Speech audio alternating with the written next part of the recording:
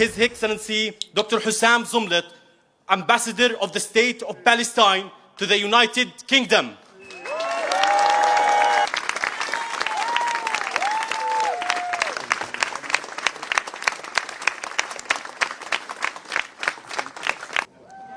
Good morning.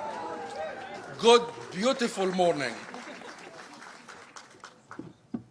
On behalf of the Palestinian President and people, I'd like to begin by welcoming you all to this very special occasion.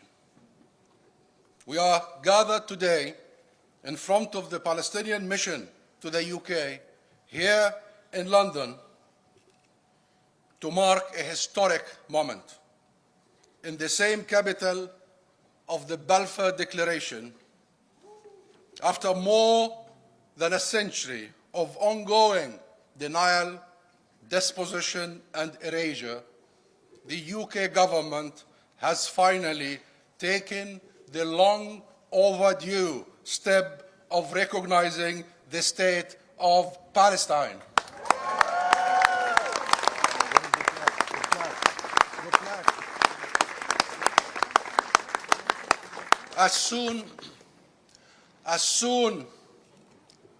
Very soon, pending some legal work, some bureaucratic work with the minister and the government, this plaque,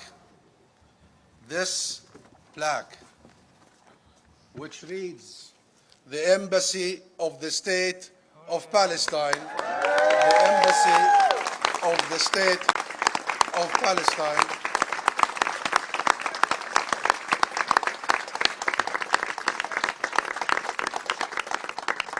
will be placed right behind me in this building.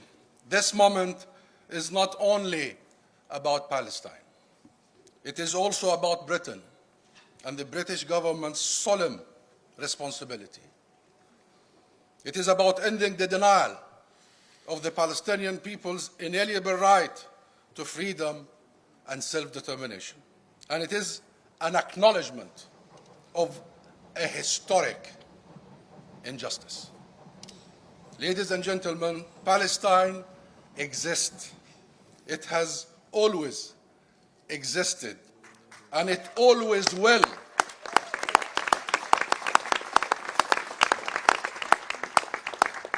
Palestine will always exist in the hearts of our people and the millions of loving people in the world. This recognition is not about affirming what we already know. It is about righting historic wrongs and committing together to a future based on freedom, dignity, and fundamental human rights.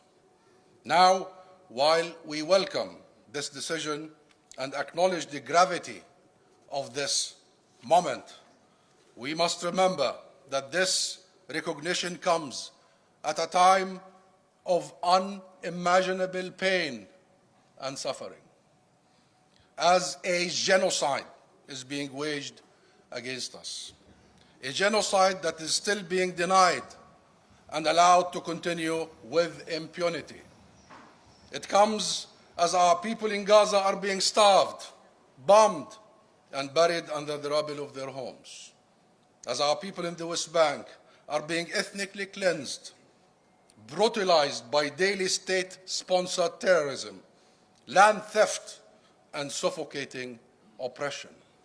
It comes as the humanity of the Palestinian people is still questioned, our lives still treated as disposable, and our basic freedoms still denied. And yet, this moment stands as a defiant act of truth, a refusal to let genocide be the final word, a refusal to accept that occupation is permanent, a refusal to be erased, and a refusal to be dehumanized. Ladies and gentlemen,